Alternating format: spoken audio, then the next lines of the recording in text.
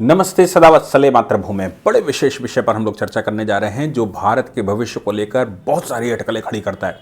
भारत का समाज, पूरा भारत इन बातों के लिए बहुत चिंतित है। ऑनरेबल सुप्रीम कोर्ट की तरफ, सुप्रीम कोर्ट के कोलेजियम की तरफ, सुप्रीम कोर्ट की प्रोसीडिंग की तरफ, सुप्रीम कोर्ट की तरफ, चूंकि सुप्रीम कोर्ट अब फेडरल कोर्ट नहीं है बल्कि वो अपीलेंट कोर्ट के अलावा एसएलपी लेते हैं। एसएलपी का मतलब बिल्कुल साफ है कि वो ऐसे मैटर भी सुनते हैं जो उन्हें पसंद आते हैं, यानी कि स्पेशल लीव पिटीशन। अगर हाई कोर्ट कुछ गड़बड़ करता है या उनको लगता है कि हाई कोर्ट के मामले को हमें सुनना चाहिए तो होता है।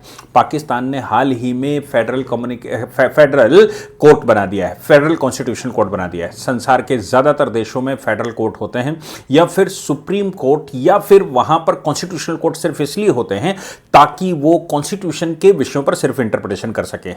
अगर आप यूएस से चले जाएंगे तो वहां पर केवल 7 जजेस का कोर्ट है और 7 जजेस केवल फेडरल सिस्टम को या फिर वो यूनियन स्टेट के मामले, इस तरह के मामलों को डील करते हैं। बाकी अपॉइंटमेंट तो प्रेसिडेंट ही करता है और प्रेसिडेंट नॉमिनेट करता है। नॉमिनेट करने के बाद उन जजेस को उनके हाउस के सामने प्रेजेंट किया जाता है। हाउस उनसे प्रश्न करता है। जब हाउस सेटिस्फाई हो जाता है तो हाउस कंफर्म करने के बाद ही जज का अपॉइंटमेंट करता है।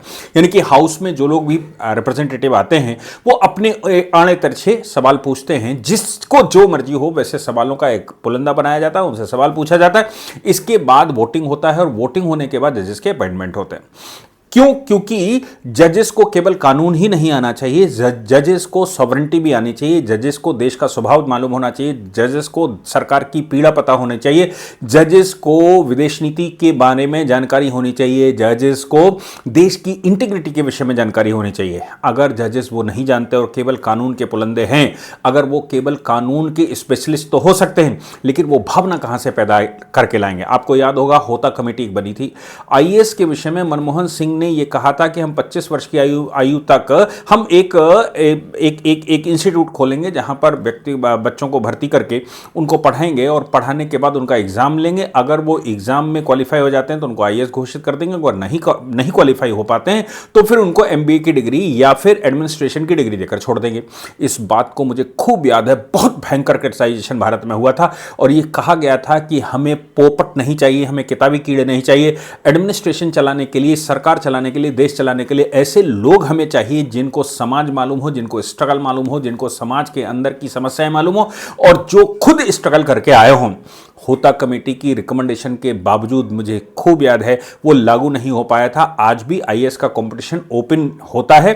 क्यों? क्योंकि वो बच्चे जो कि बहुत गरीब परिवारों से आते हैं, उनको स्ट्रगल करना आता है, उनको लड़ना आता है, उनकी मानसिक संतुलन की भी चर्चा उसमें परीक्षा होती। ऐसे ही मुझे लगता है जजेस के अपॉइंटमेंट में भी ये सब कुछ होना चाहिए ताकि वो स्ट्रगल जो उनको हुआ है वो पता लगे।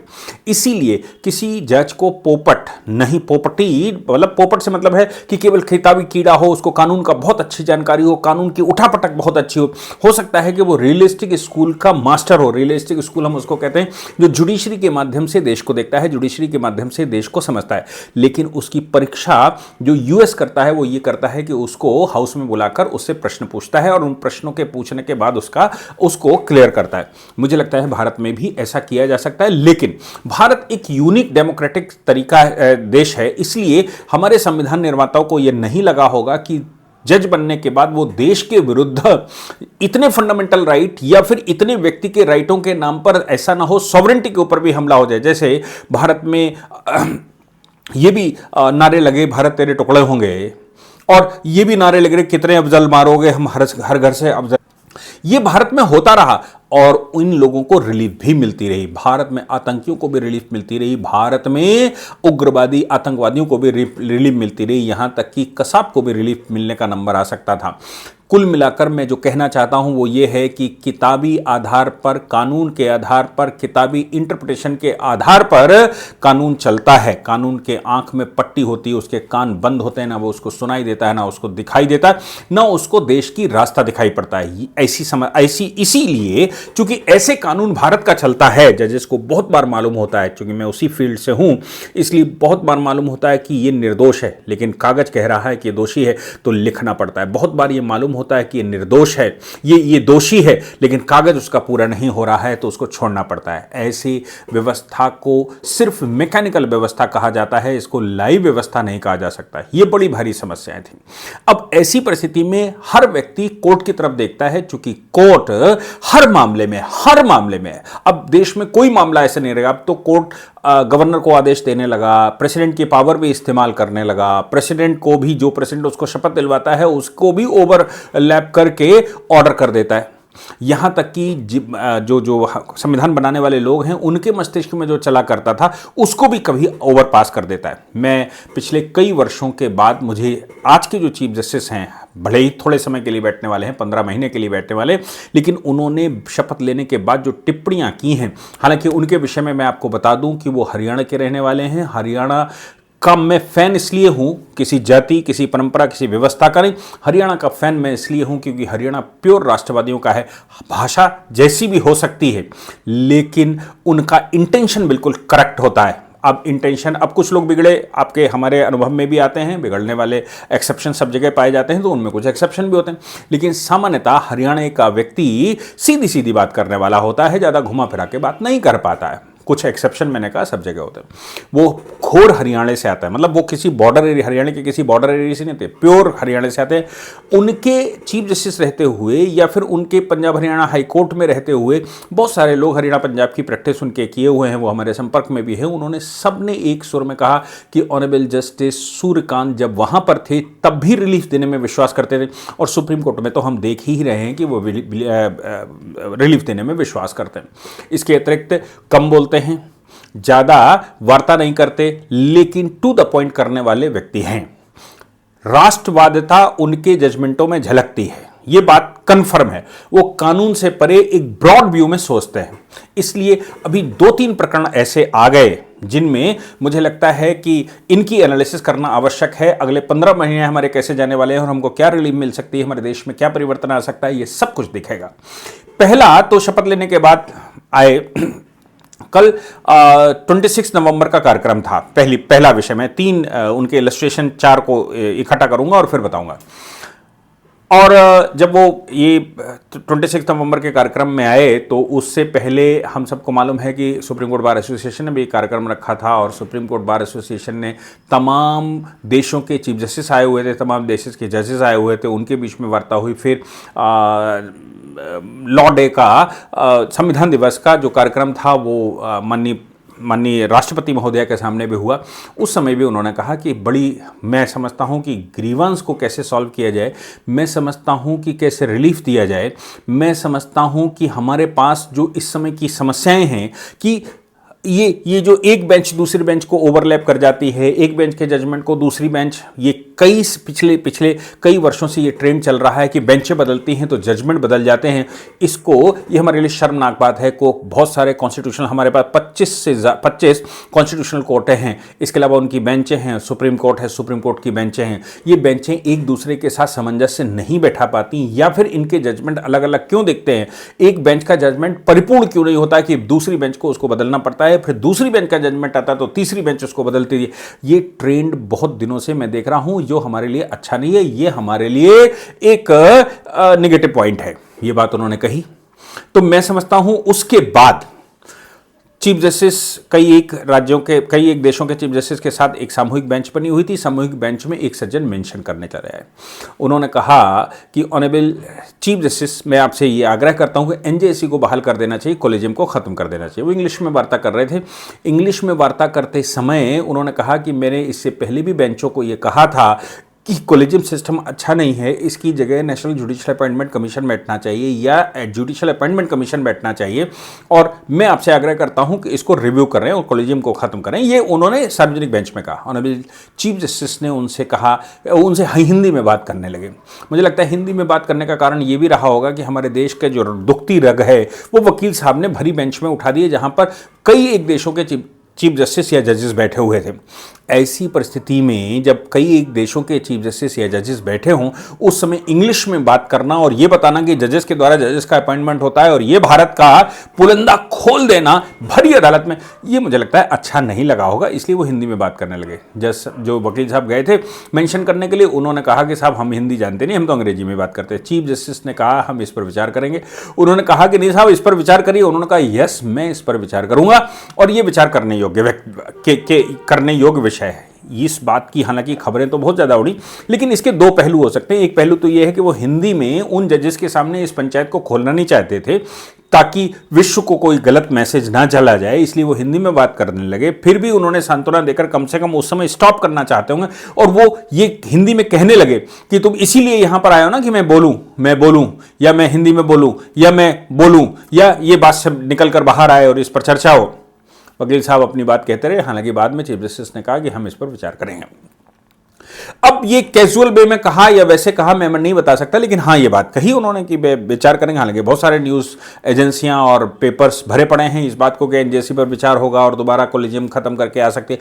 और मैं मानता हूं कि ऑनरेबल जस्टिस सूर्यकांत ऐसा कर सकते हैं, लेकिन ये प्रैक्टिकली संभव इसलिए नहीं है क्योंकि अगर एनजेसी केस खुलता है तो उसकी प्लीडिंग पूरी होने में, उसकी फाइलिंग पूरी होने में, उसका रिकॉर्ड तैयार होने में, जब तक ये सब कुछ होगा तब तक वो रिटायरमेंट के नज़दीक आ जाएंगे। इसलिए बड़ा कठिन काम है और daily day to day basis पर फाइल तैयार हो और सरकार उसके लिए तैयार हो तो मुझे लगता है कि फिर हो भी सकता है। लेकिन फिर भी कुछ लोग इंटरवेंशन डालेंगे, अपोजिशन उसमें घुसकर आएगा और तमाम वो होंगे तो उसके लिए टाइम थोड़ा कम है। परंतु मैं मानता हूं कि अगर शिद्दत से उसके साथ किया, अगर इसको सही से विचार करके किया जाए तो किया भी जा सकता है, इसमें कोई शक नहीं है। अब एक और विषय, क्योंकि मैं इसलिए कह रहा हूं कि ये किया जा सकता है, इसलिए इसके पीछे का तर्क लगता है क्योंकि पहले ही ऑनरेबल जस्टिस कहर की अदालत में 5 जजेस की बेंच की पूरी सुनवाई कर चुकी है। वो सुनवाई दोबारा खोलनी है, क्यूरेटिव पिटीशन खोलनी है, फाइलें तैयार हैं, केवल उसकी री हियरिंग करनी है। वो 5 जजेस की बेंच थी, 7 जजेस की बेंच में जाना है, उसकी क्यूरेटिव पिटीशन डालनी पड़ेगी। हालांकि पहले भी क्यूरेटिव उसकी डिसमिस हो चुकी है, लेकिन फिर भी सुप्रीम कोर्ट कुछ भी कर सकता है। दूसरी बात आज उनकी अदालत में आई जो मुझे लगता है बहुत इंपॉर्टेंट है। आपको याद होगा मिनरल्स का मामला था, टैक्स वर्सेस, मैंने उस पर पूरी डिटेल 2-3 बार मैंने वो रिकॉर्ड किया था, टैक्स बनाम रॉयल्टी। अब कॉन्स्टिट्यूशनल फ्रेमर्स ने एक बात तय की थी, कॉन्स्टिट्यूशनल फ्रेमर्स के दिमाग में 100% यह बात थी कि जमीन के अंदर का, देश में जमीन के अंदर का जो खनिज आता है उस पर पूर्ण रूप से सेंट्रल गवर्नमेंट काम करेगी। सेंट्रल गवर्नमेंट के पास पावर दी गई है और सेंट्रल गवर्नमेंट की अनुसूची में भी रखी गई है। जो 7वीं अनुसूची में पहली लिस्ट है वो पहली लिस्ट में भी है। अब एक राज्य ने उस पर टैक्स लगा दिया कि भाई हमारे यहाँ तो टैक्स पड़ेगा, आप हमारे यहाँ ये निकाल रहे हो, हमारे यहाँ से बेच रहे हो तो हमें टैक्स देना पड़ेगा। सेंट्रल गवर्नमेंट ने उसको रोकने की कोशिश करी, लेकिन वो लिटिगेशन में चला गया मामला, सुप्रीम कोर्ट आ गया। सुप्रीम कोर्ट में 9 जजेस की बेंच ऑनरेबल जस्टिस चंद्रचूड़ ने बिठाई। क्या 9 जजेस की बेंच, ऑनरेबल जस्टिस चंद्रचूड़ उस समय चीफ जस्टिस हुआ करते थे, 9 जजेस की बेंच बैठा दी। हम सब जानते हैं रोस्टर तय करने का अधिकार चीफ जस्टिस का होता है। चीफ जस्टिस ने रोस्टर तय किया और सारे उनके मतलब के लोग बैठे होंगे। उसमें एक जज जो कि 1 महीने के लिए या कुछ कम ज़्यादा समय के लिए चीफ जस्टिस रहने वाली हैं और उनके जजमेंट आप पढ़ेंगे तो आपको समझ में आएगा कि वो प्योर राष्ट्रवादी दिखती हैं। Honourable justice Nagarathna, honourable justice Nagarathna ने वो डिसेंट ऑर्डर कर दिया, यानी कि 8-1 से जजमेंट आया और फिर उसकी रिव्यू जब गया, उसकी कनेक्टिंग मैटर आए तो सब में उन्होंने डिफेंड किया, उन्होंने मतलब निगेटिव किया। उन्होंने कहा देखो मेन उद्देश्य तो ये है कि जो अंडरग्राउंड का सारा मटेरियल है या जो मिनरल्स की बात आती है, जो माइंस की बात आती है, वो सब सेंट्रल गवर्नमेंट की है। उसका फॉर्म कुछ भी हो, आप उसको टैक्स कहिए, आप उसको रॉयल्टी कहिए, आप उसको कुछ भी कहिए, लेकिन वो प्योर सेंट्रल गवर्नमेंट का है क्योंकि केंद्र सरकार, भारत का जो संविधान है वो यूनिटरी कॉन्स्टिट्यूशन है। भारत के संविधान में जो अधिकार केंद्र के पास हैं वो राज्य के पास नहीं हो सकते। इसमें डिस्ट्रीब्यूशन भी नहीं हो सकता है कि केंद्र के पास कुछ एक्सक्लूसिव राइट है। इसको ऐसे समझना चाहिए कि अगर कोई राज्य सरकार, बंगाल की सरकार ये कहे कि बॉर्डर एरिया में हम अपनी पुलिस लगाएंगे, केंद्र नहीं लगाएगा, और वो अपनी फोर्स लगा दें और बीएसएफ को वहां से हटाएं और उनमें क्लैश हो जाए, कोर्ट में केस है, कोर्ट उस पर ये कहे कि बात तो ठीक है कि सेंट्रल लिस्ट में है लेकिन राज्य सरकार की जिम्मेदारी भी सिक्योरिटी की है, इसलिए राज्य सरकार वहां पर लगा सकती है। तो ये राज्य और केंद्र का क्लैश का मामला था। अब वो फॉर्म कोई भी हो, अब वो कह सकते हैं साहब बॉर्डर एरिया में हमारे यहाँ चोरी होती है, बॉर्डर एरिया में हमारे यहाँ ये होता है, बॉर्डर एरिया में खनन होता है, बॉर्डर एरिया में, तो हमारी जिम्मेदारी ज़्यादा बनती है क्योंकि हमारा राज्य ज़्यादा प्रभावित होता है, हमारे राज्य में ये सब कुछ चल रहा है, केंद्र सरकार लगाए है लेकिन फिर भी हम लगा सकते हैं, और फिर केंद्र सरकार जो लगाए उसके एक बीएसएफ वाले के ऊपर एक हम लगा सकते हैं, या एक आर्मी के ऊपर एक हम लगा सकते हैं। ऐसी तमाम तरह की बातें आ सकती हैं। ये तो कन्फ्लिक्ट करने की बात है, तमिलनाडु कर रहा है, केरला कर रहा है, ये कन्फ्लिक्ट जो पैदा कर रहे हैं वो कन्फ्लिक्ट कर रहे हैं, ममता कर रही हैं तो कन्फ्लिक्ट पैदा हो रहे हैं, उधर मिजोरम कर रहा है तो कन्फ्लिक्ट पैदा हो रहे हैं। तो कन्फ्लिक्ट लाने के लिए तो आप कुछ भी, आपको विवाद करना हो तो कुछ भी विवाद कर लीजिए, जाने दीजिए सुप्रीम कोर्ट। जमीन के अंदर का मिनरल्स और माइंस का जो मामला आता है वो केंद्र के पास अभी तक था, राज्य सरकार ने अपने यहाँ टैक्स लगा दिया, मामला सुप्रीम कोर्ट आ गया, 9 जजेस की बेंच बैठी, 9 जजेस की बेंच में से 8 ने डिस्टिंक्शन किया। उन्होंने कहा रॉयल्टी केंद्र के पास रहेगी लेकिन टैक्स तो राज्य का मामला है, और रॉयल्टी और टैक्स में उन्होंने एक बड़ा डिस्टिंक्शन बता दिया। अब ऐसे मामले में इसका मतलब यह हो गया कि अगर कोई रॉयल्टी वहां पर 1000 करोड़ देता है और राज्य सरकार उस पर 10% टैक्स लगा देगी तो वो मिनरल किस रेट में जाएगा, और फिर राज्य सरकार, अलग अलग राज्य सरकारें अलग अलग हिसाब से लगाएंगे। अपने राज्य सरकार है, राज्य सरकार के पास राइट है कि वो टैक्स लगा सकते हैं सेल्स का, तो वो जीएसटी या सेल्स लगाकर उस पर कर लेगी, कहेगी भाई हमारे यहाँ जो हो रहा है उसका टैक्स हम लेंगे, ट्रांसपोर्टेशन हमारे यहाँ से हो रहा है, लॉजिस्टिक हमारे यहाँ से हो रहा है, सब कुछ हम टैक्स लेंगे। मामला सुप्रीम कोर्ट के पास था। अब ऐसे मामले में सुप्रीम कोर्ट ने के 8-1 से जजमेंट आ गया और राज्य सरकारों को शक्ति दे दी कि वो इस पर लगा सके। इसका मतलब ये हो गया कि जो खनन का मामला है वो खनन के मामले में राज्य सरकार अब केंद्र के साथ दो हाथ करने को तैयार हो जाएगी और सभी राज्य सरकारें करेंगी। और दूसरी बात ये भी है कि जब हम यूनियन की बात करते हैं, जब सिंगल कॉन्स्टिट्यूशन की बात करते हैं, यूनिटरी कॉन्स्टिट्यूशन की बात करते हैं और यूनिटरी कंट्री की बात करते हैं, हम भारत को एक यूनिट मानते हैं। और राज्य सरकारें आर्टिकल 2 और आर्टिकल 3 को पढ़कर देखिएगा, राज्य सरकारें सिर्फ इसलिए बैठती हैं कि वो एडमिनिस्ट्रेशन, कुछ विषय उनको दिए जाएं, वो एडमिनिस्ट्रेशन कर सकें। राज्य सरकारों को पूरे राज्य को भी केंद्र को खत्म करने का राइट है, 2 राज्यों से तीसरा राज्य निकालने का राइट है, किसी राज्य को दूसरे में मर्ज करने का राइट है और नए राज्य बनाने का राइट है। आप समझ लीजिए, इतना राइट है, यानी कि राज्य को भी खत्म करने का राइट केंद्र सरकार के पास है। अब ऐसी परिस्थिति में जब आर्टिकल 3 बनाने वालों ने ये इतनी पावर दे रखी होगी कि राज्य भी खत्म किया जा सकता है। आपने जम्मू कश्मीर का मामला अभी देखा, आर्टिकल 370 का, जिसमें यूनियनाइजेशन हुआ था, रीऑर्गेनाइजेशन हुआ था, उसमें भी यही विषय बनाया था कि राज्य को आप यूनियन टेरिटरी कैसे बना सकते हैं। सुप्रीम कोर्ट ने उसको कंफर्म किया था, ये केंद्र का अधिकार है, केंद्र उसको यूनियन टेरिटरी बनाए, केंद्र उसको स्टेट बनाए, स्टेट तोड़ के खत्म कर दे, एक स्टेट से 2 स्टेट बनाए, 2 स्टेटों का एक स्टेट, ये उसका राइट है। वो एडमिनिस्ट्रेशन कैसे चलाना चाहता है, जितना कॉन्स्टिट्यूशन राइट आपको देगा उतने में आप अपनी लड़ाई लड़िए, वहां पर सरकार बनाइए। आप सरकार लड़ाई के लिए नहीं बना रहे, वहां पर गब्बे लूटने के लिए नहीं बना रहे, आप सरकार वहां एडमिनिस्ट्रेशन देने के लिए बना रहे हैं। जितने राइट आपको दिए गए हैं उतने में करें। केजरीवाल भी यही बात लड़ते रहते हैं एनसीटी दिल्ली को लेकर, हमें पूर्ण राज्य का दर्जा दो, करते करते बेचारे चले गए। और अब कौन से अज्ञातवास में है, वहां पंजाब में इस समय शीश महल बनाने की बात सामने आ रही है। लेकिन ये लोग कन्फ्लिक्ट करते हैं, और राहुल गांधी की तो बात ही छोड़ दीजिए, वो कहते हैं संविधान पढ़कर देख लो, यूनियन ऑफ स्टेट लिखा है, यानी कि भारत तो राज्यों का समूह है, भारत भारत है ही नहीं। अगर भारत के राज्य भारत के साथ नहीं रहना चाहते तो आप समझ लीजिए कि वो क्या इंटरप्रिटेशन करना चाहते थे। अब ऐसे मूर्खतापूर्ण इंटरप्रिटेशन करने वालों को ये जजमेंट हाथ में आएगा तो वो कहेंगे देखिए राज्यों का समूह है, राज्य के पास पावर है, राज्य अपनी पुलिस लगा सकती है, राज्य बॉर्डर सिक्योर कर सकता है, राज्य के पास डिफेंस भी जब लड़ाई हो तब आप आ सकते हैं, बाकी तो राज्य सरकार देखेगी, बॉर्डर भी राज्य सरकार देखेगी और राज्य सरकार माइंस एंड मिनरल्स भी देखेगी, जो भी उसमें निकलेगा वो केंद्र अपना हिस्सा ले ले। ऐसे करके राज्य को पृथक्करण के सिद्धांत की तरफ ले जाने का इशारा हो जाता है। यानी कि राज्य लड़ने के उद्देश्य से आगे, ये 9 जजेस की बेंच का जजमेंट था, ये आगे बढ़ सकता है। अब इसको लेकर और सुप्रीम कोर्ट में केंद्र सरकार ने क्यूरेटिव पिटीशन डाली थी। क्यूरेटिव पिटीशन डाली का मतलब है कि अब 9 जजेस का जजमेंट हो गया, रिव्यू पिटीशन वो डाल चुके हैं, वो भी डिसमिस की गई थी, फिर से 8-1 से हुई और फिर वो मतलब अब आज क्यूरेटिव को मेंशन किया है सॉलिसिटर जनरल ने। चीफ जस्टिस के सामने जब उन्होंने मेंशन किया तो चीफ जस्टिस ने कहा कि भाई अब इसके लिए 9 जजेस की बेंच बनानी पड़ेगी, हम इसको जल्दी से सुनेंगे। 9 जजेस की बेंच, मैं सोचता हूं कि नई 9 जजेस की बेंच बना दें। अभी चीफ जस्टिस कह रहे थे कि ये हमारे देश का स्वभाव बन गया है कि अब हमारे बेंचें बदला, नई बेंच पिछला जजमेंट बदल देती। मैं आपको बताता हूं मिनरल्स वाले इस मामले से पहले सारे के सारे जजमेंट केंद्र सरकार के पक्ष में आते हैं। ये पहला जजमेंट है, जहां तक मैं जानता हूं ये पहला जजमेंट है। कोई छुटपुट एक दो जजेस की बेंच का हो तो बता नहीं सकता, लेकिन बड़ी बेंचों के जितने जजमेंट हैं वो सब केंद्र के पक्ष में जाते हैं और वो साफ तौर पर कहते हैं कि भाई केंद्र का अधिकार है।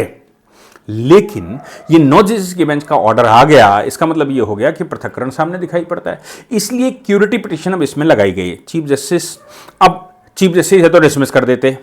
चीफ जस्टिस ने कहा भाई मैं जल्दी ही इस पर 9 जजेस की बेंच बैठाता हूं। 9 जजेस की बेंच बैठाने का मतलब बिल्कुल साफ है, क्योंकि इसमें ऑनरेबल जैसे चंद्रचूड़ रिटायर, कई जजेस उसमें रिटायर हो चुके। तो सुप्रीम कोर्ट के चीफ जस्टिस ने जब 9 जजेस की बेंच बैठाने का मन बनाया है, इसका मतलब है कि उनको भी इसमें डिफेक्ट दिखते हैं।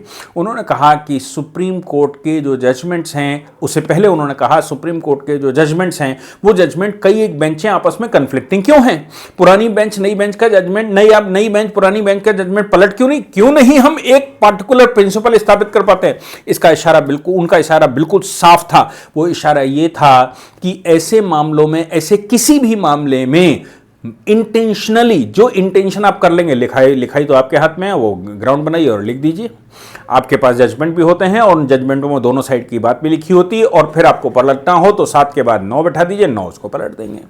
फिर 9 के बाद जैसे कि गोलकनाथ और केशवनंद भारती में हुआ था, गोलकनाथ में 6-5 से जजमेंट आ गया और फिर 3 वर्ष बाद ही मतलब 3-4 वर्ष बाद ही 13 जजेस की बेंच बैठा दी। अब की बात 7-6 से आ गया। जो उधर 5 थे, मतलब 6-5, जो उधर 5 थे उनको 2 और मिल गए तो अब जजमेंट पलट गया। क्या आप इसको ये कह सकते हैं कि ये वेल प्रूफ व्यवस्था है? ये तो मेजोरिटी की डिसीजन है। अब मेजोरिटी का डिसीजन भी अगर आना है तो फिर मेजोरिटी, पार्लियामेंट की मेजोरिटी क्यों नहीं, जहां 800 लोग बैठते हैं? भाई ये 7 की मेजोरिटी क्यों, 5 की मेजोरिटी क्यों, 9 की मेजोरिटी क्यों, 13 में मेजोरिटी क्यों? क्या 9 लोग, 7 लोग, 8 लोग और 50 वकील मिलकर ये तय करेंगे? वहां 800 लोग तय करते हैं जो देश की स्थिति को जानते हैं।